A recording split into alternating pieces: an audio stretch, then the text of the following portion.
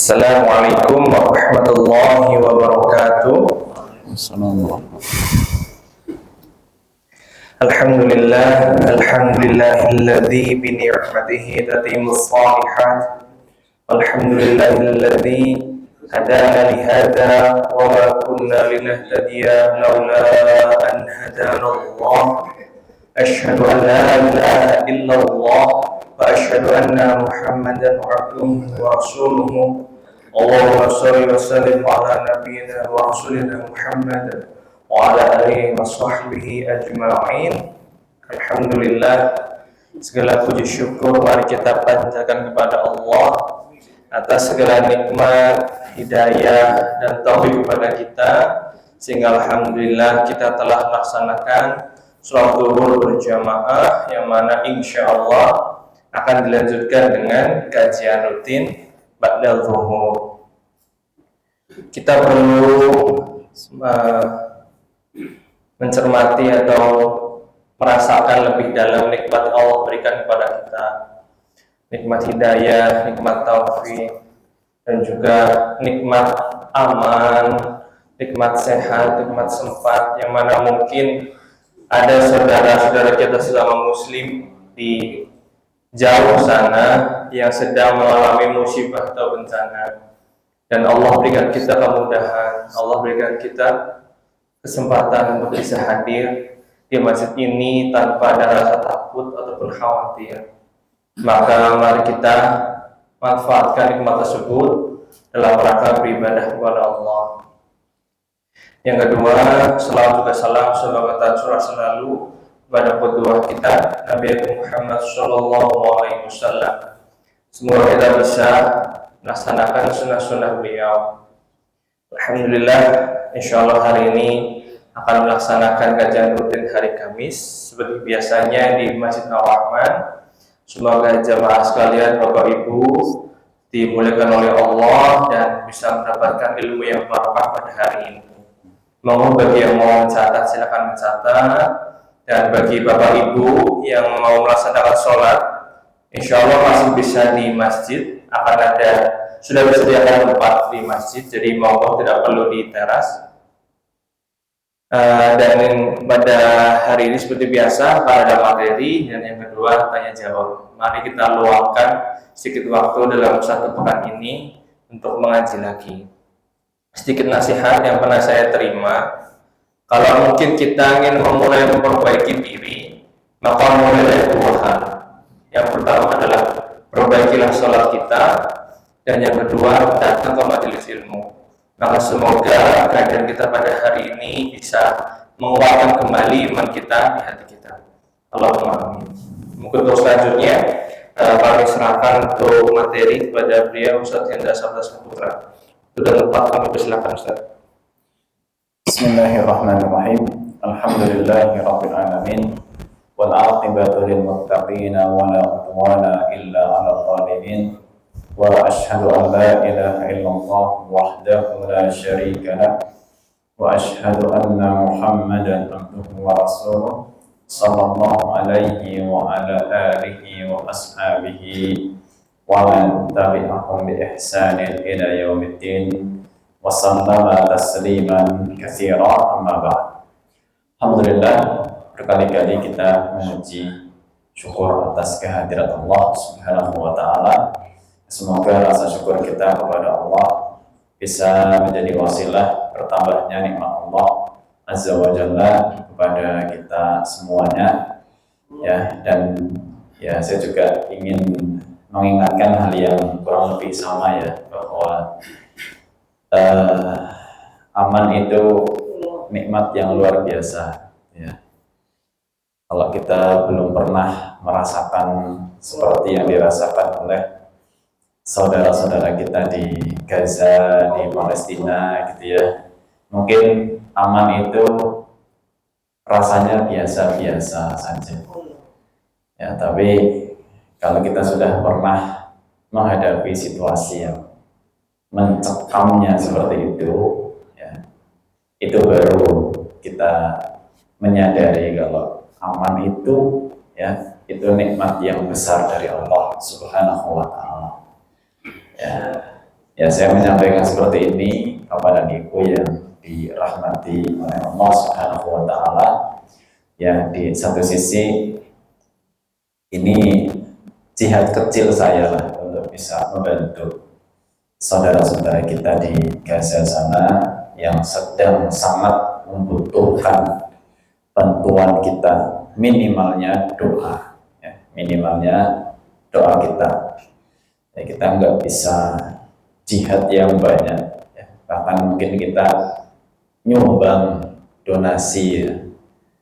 Nggak seberapa juga mungkin yang kita sisihkan dari penghasilan kita. Itu pun kalau ingat ya, kalau merasa senasib dan sepenanggungan kita baru mau berdonasi.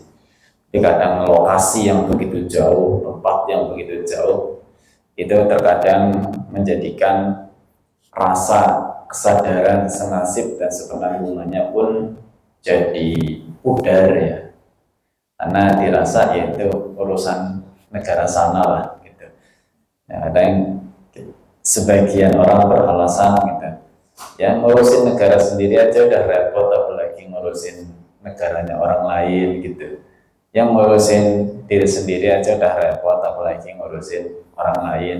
Tapi justru dengan kita banyak mendoakan, ya, kita nantinya akan mendapat doanya para malaikat, ya, sebagaimana Nabi alaihi salatu wassalam bersabda bahwa ma min abdin muslim yada'u li akhihil muslim an dhahril ghaibi illa wa qala al malaku walaka bimithlin amin walaka bimithlin.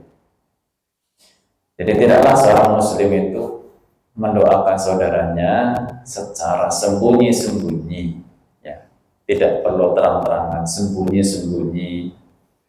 Maka doa itu akan diamini oleh malaikat, ya, dan malaikat pun akan membalas dengan mendoakan, ya, semoga engkau pun mendapatkan sesuatu yang sama. Ya, kalau kita mendoakan keselamatan untuk saudara kita, ya kita didoakan keselamatan oleh malaikat. Ketika kita mendoakan saudara kita supaya sehat, ya, kita pun didoakan supaya sehat, ya, didoakan oleh malaikat. Itu wujud jihad kecilnya kita untuk turut saudara-saudara kita di sana.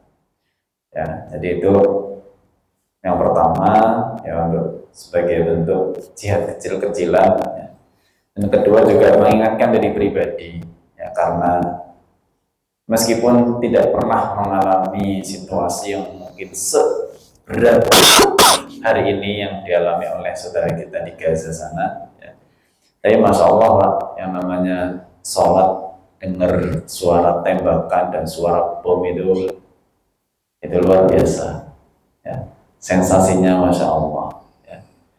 Ya, kalau saya pribadi pernah mengalami itu, ya, karena saya pernah mengalami itu, meskipun tidak sedahsyat yang hari ini gitu ya, tapi sholat kemudian mungkin 300 meter dari kita suara bom, tembak-tembakan, berkali-kali suara bom, ya, saya mengalami itu, ya, jadi sedikit terbayang lah gitu, rasanya seperti apa. Dan itu pun ketika terjadi hal demikian, ya, langsung yang dirasa itu, wah ini kalau saya pulang ke Indonesia rasanya nyaman sekali gitu, ya, kepengennya cepat pulang gitu, ya, bisa belajar dengan enak, ibadah dengan enak kayak kita gitu. Ya, tapi ya seperti itulah kadang orang itu sebagiannya kufur nikmat, ya, sudah dikasih enak sama Allah Subhanahu wa taala malah lupa ibadah. Nanti kalau sudah kalanya sempit baru ingat ibadah. Ya, mudah-mudahan tidak demikian, ya, kita ketika diberikan nikmat kita menjadi orang yang syukur nikmat dengan menggunakan kenikmatan-kenikmatan Allah, ya, tadi disebutkan oleh Mas Panji, semaksimal mungkin untuk mendekatkan diri kepada Allah Subhanahu wa taala. Siang hari ini, ya, kita masih melanjutkan hadis-hadis berkaitan dengan amalia keseharian kita. Kalau pekan lalu kita membahas satu hadis ya, yang berkaitan dengan syarat sahnya sholat, salah satunya yaitu suci dari najis. Ya. Sekarang ya masih temannya itulah, masih temannya suci dari najis. Sebetulnya ditanyakan kemarin ya, hanya di sini saya singgung lagi supaya lebih mendasar lagi. Kalau kemarin suci dari najis, syarat sah sholat berikutnya yang akan kita bahas adalah suci dari hadas. Ya, suci dari hadas. Karena ada persamaan, tapi juga ada perbedaan. Hadisnya diriwayatkan oleh Imam Abu Dawud dan Imam At-Tirmidzi. Ya, juga ada yang selainnya meriwayatkan hadis ini dari sahabat yang bernama Ali bin Talq. Ya. Ali bin Talq radhiyallahu anhu. Dia mengatakan bahwa Rasul alaihi salatu wassalam bersabda, "Idza fasa ahadukum fis salati falyansarif wal yatawadda wal yu'idis salata." Nabi bersabda, jika salah seorang di antara kalian, ya, maaf, ini beliau mengatakan fasa. Fasa itu buang angin, ya, keluar anginnya ketika sedang sholat, ya, keluar anginnya ketika sedang sholat. Falyansarif, ya, maka segera batalkan sholatnya, ya. Beranjak gitu, insarif itu pergi, ya. Terus apa? Wal yatawadda, ya. Kemudian berwudu lagi, ya. Wal yu'idis sholata, dan ulanglah sholatnya, ya. Ulanglah sholatnya. Hadis ini dinilai hasan oleh Imam At-Tirmidzi dan dinilai sahih oleh Imam Ibnu Hibban rahmatullahi alaihim ajma'in. Baik, hadis ini ya tentu berbeda dengan kemarin. Ya, kalau kemarin itu kan ketika Nabi alaihi salatu wasallam dikabari kalau sandalnya ada najis, ya, maka yang beliau lakukan hanya lepas sandal, ya, lepas sandal, taruh sebelah kiri, sholatnya nggak diulang, lanjut, ya, sholatnya tidak diulang, tapi lanjut saja, menunjukkan bahwa sejak awal sholat sampai pertengahan sholat, sholatnya sah-sah saja, padahal pakaian atau sandalnya ada najisnya. Tapi ini tidak, ya, ini mau tidak mau ketika batal wudunya, ya, karena buang angin itu kan salah satu pembatal wudhu, ya. Batal wudhunya otomatis seseorang itu sudah berhadas namanya, ya, berhadas, tidak suci lagi, maka batal wudhunya, sholatnya juga batal, ya, sholatnya otomatis batal, nggak bisa diteruskan, maka wajib saat itu keluar, ya. Meskipun ya kadang proses keluar dari masjid ketika sholat jamaah, ya, kadang-kadang kalau sholat jamaah dengan shaf yang cukup banyak, ya, apalagi mungkin akses untuk keluar tidak begitu banyak, gitu ya, 2 pintu misalkan, 1 pintu di belakang, 1 pintu di samping. Akhirnya kita kalau mau ambil pintu belakang itu desel-desel jamaah, ya, jadi harus melewati nyala-nyala jamaah. Lewat pintu samping juga kita akan melewati depan jamaah makmum, dilewati begitu. Maka bagaimana? Tidak apa-apa, ya.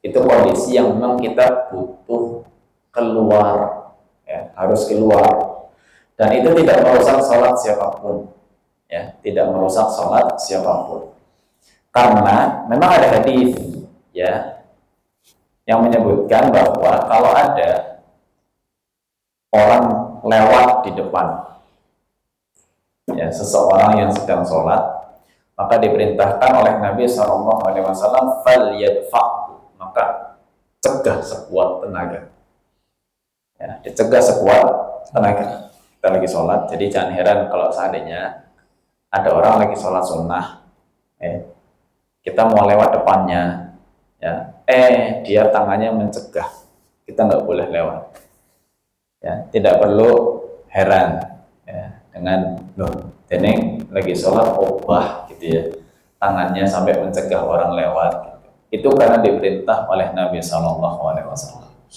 Kalau orangnya maksa, kata Nabi SAW, fal yuqatilhu, maka cegah dengan kuat lagi, ya.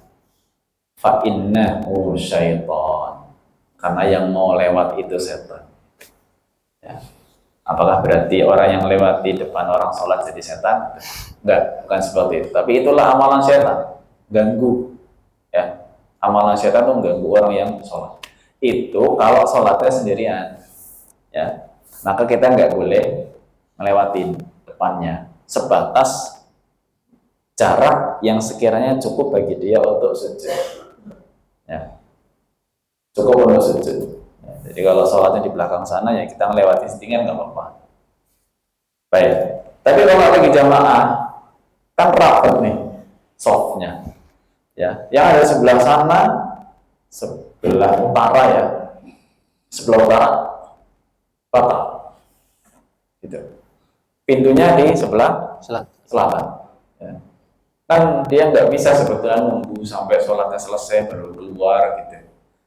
Dia segera keluar, kata Nabi, falian sorif, segera pergi keluar, ya, ngelewatin orang lagi sholat nggak apa-apa, keluar, terus langsung ke tempat wudhu, ya, wudhu lagi, masuk lagi ke masjid. Kalau jamaahnya masih ada, ikut lagi, ya.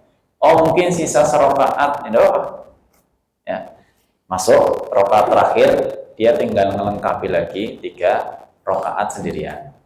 Ya, seperti itu. Ya.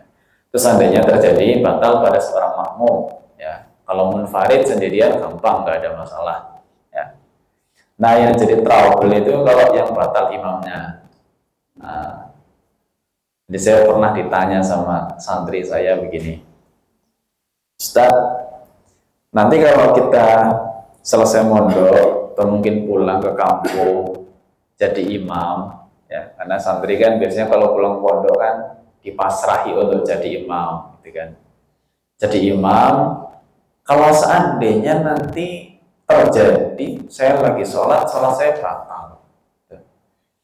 Kadang-kadang jadi imam itu dilema, ya. Ini mau mundur, makmumnya bingung, nggak mundur, saya sholatnya udah batal, gitu kan. Boleh nggak, katanya pernah gini, boleh nggak saya lanjutkan aja sholat saya jadi imam sampai rampung padahal udah batal, ya. Tujuannya apa? Tujuannya untuk menghindari fitnah, katanya, ya. Khawatir nanti kalau dia tiba-tiba keluar jamaahnya bingung kan, fitnahnya besar, ya, keributan, ya, karena jamaah banyak yang tidak mengerti tata cara penggantian imam atau tata cara sholat kalau imamnya kabur itu gimana, ya. Bolehkah kita melanjutkan jadi imam sampai rampung padahal sholatnya sudah batal?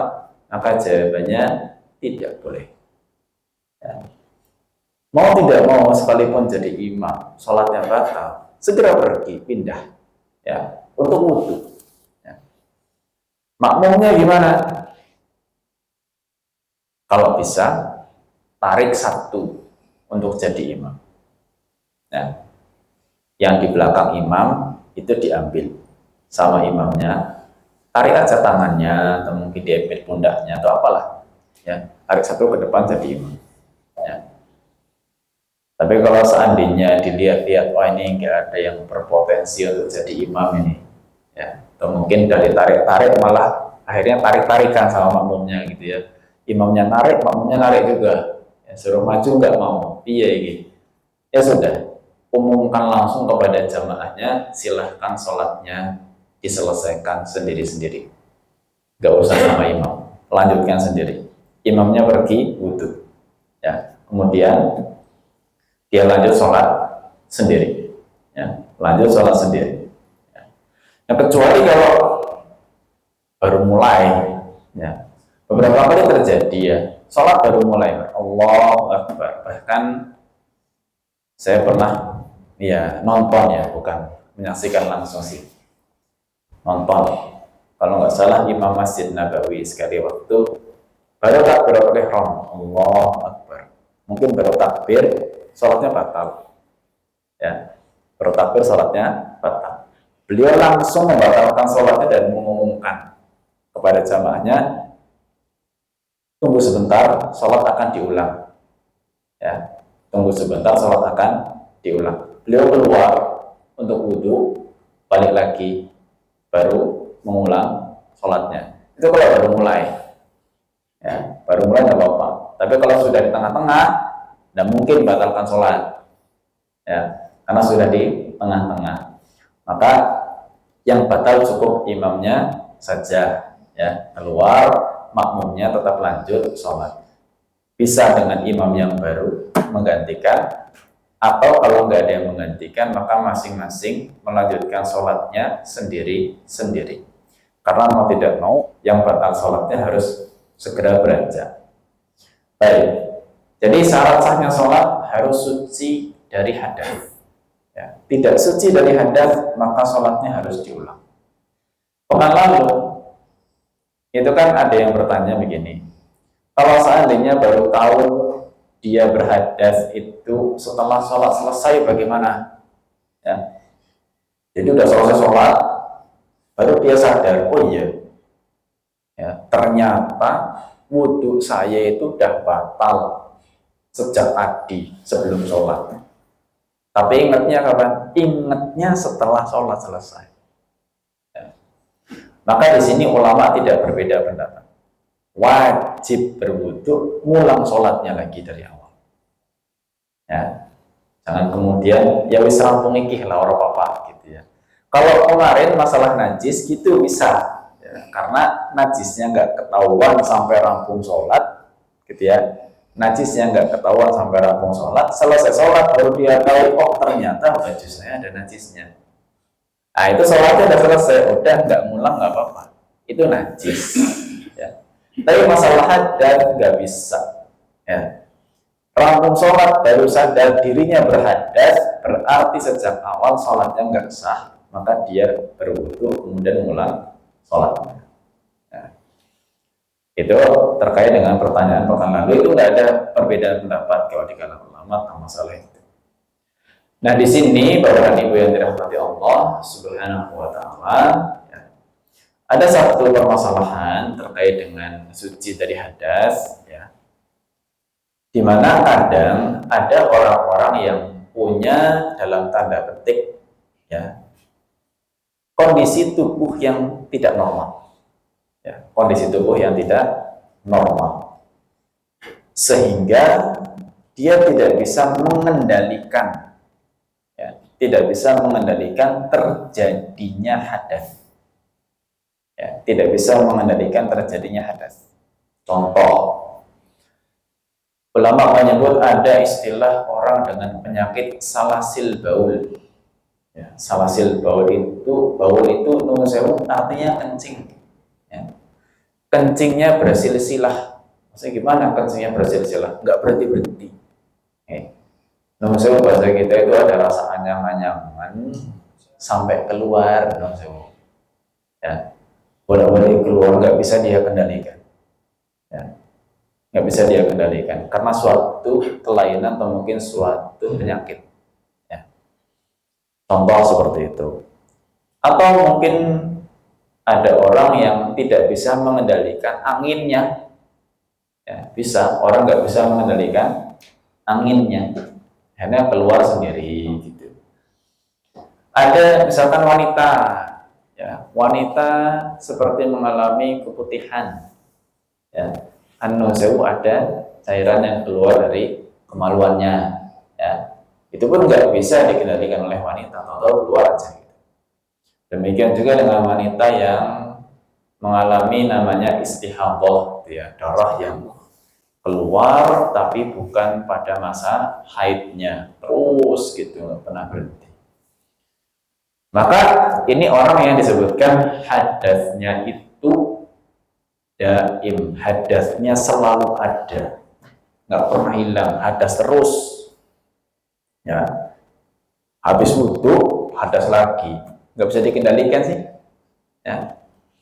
Nah, pada kasus-kasus yang demikian, ya, maka ada keringanan. Ya, karena nggak mungkin agama ini tidak memberi keringanan pada suatu kesulitan. Ada kesulitan pasti ada keringanan. Kita ingat ayatnya fa inna ma'al usri yusran. Ada kesulitan pasti setelahnya ada kemudahan. Ya. Maka bagi seandainya ya ada orang seperti itu, baik wanita, pria, ya, tidak bisa mengendalikan hadasnya, maka diatur dalam agama ini. Aturannya gimana? Pertama, dia berwudu atau sebelum berwudu ya, dia bersuci. Saya bersuci itu kalau memang hadasnya itu adalah seperti air kencing atau mungkin darah wanita istihadah, maka bersuci dibersihkan dulu.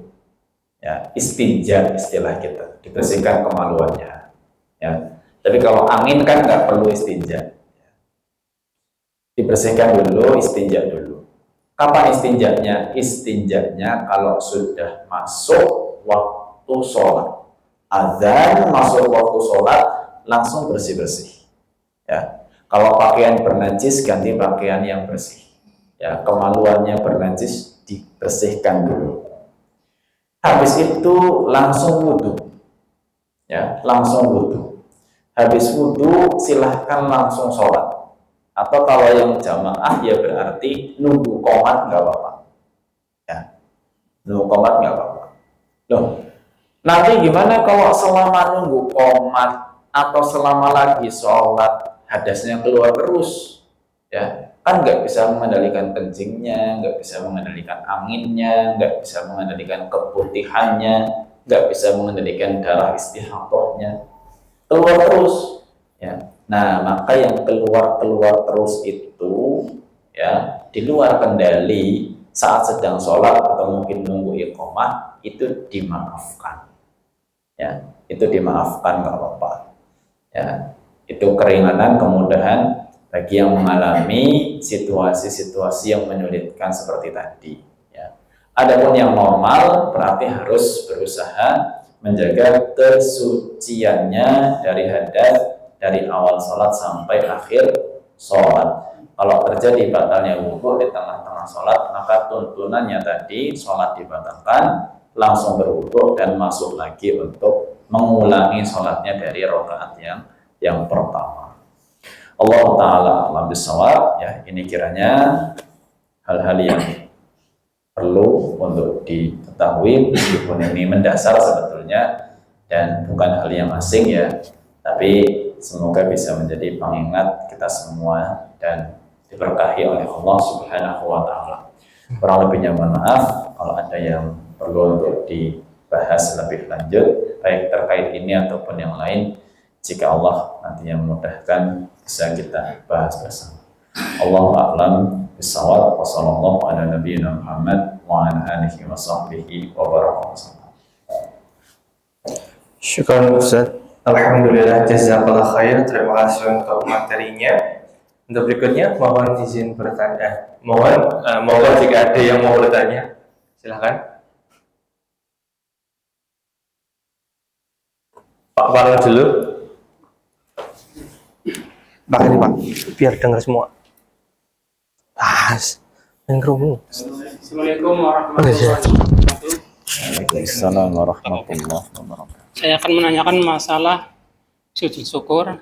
Ini kebanyakan itu yang pernah saya lihat itu sujud syukur kalau lagi misalkan di permainan bola gol langsung sujud walaupun itu pakai celana pendek auratnya kelihatan masuk sujud nggak tahu suci apa enggak, terus ada bedah rumah selesai dilihatkan terus sujud, terus lombanya kayak gitu menang terus sujud kayak gitu loh. Kalau nggak ada aturannya seolah-olah gitu, terus sujud syukur yang sesuai aturan yang sunnah itu bagaimana padahal saya baca di Google ini, benar apa enggak? Sujud syukur diawali dari takbiratul ihram, langsung sujud, nanti terus duduk tahiyat akhir, salam, kayak gitu. Tapi saya sendiri belum pernah lihat seperti itu, walaupun di masjid. Jadi orang itu sudah dikir, langsung sujud gitu. Ya. Belum pernah yang seperti itu, yang dipakai kadul terus duduk. Itu yang pertama itu. Yang kedua,